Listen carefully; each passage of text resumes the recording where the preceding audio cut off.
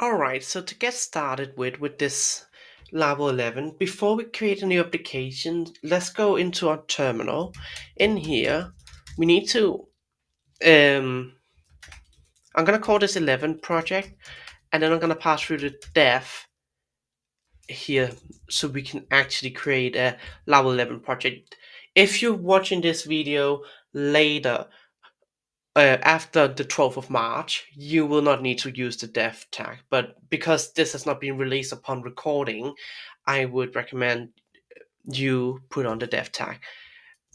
So putting this through, you can then decide the starter kit. For now, I'm going to have no starter kit. I'm going to use pest. And let's see, we're installing it here.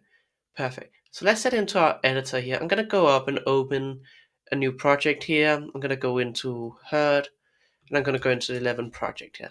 It's still composed and installing in here, so it won't be completely ready just yet. We need to specify what database driver we want as well.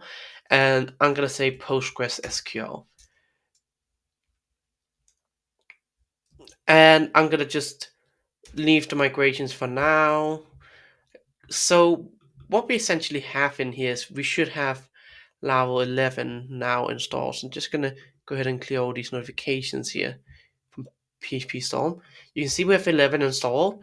So the configuration system, for example, has been overhauled and it's been simplified. So things such as the broadcasting configuration is now no longer in here. And the same if you go into the roots folder, you can see that we have the simplified version here as well, where we have fewer files. So over the next couple of videos, I'm going to go through some of the nice new features in Laravel 11, such as Laravel Reverb, which is a new broadcasting system we can use, and also how it works and how we can put a nice small application together, just a small mini block using Blade.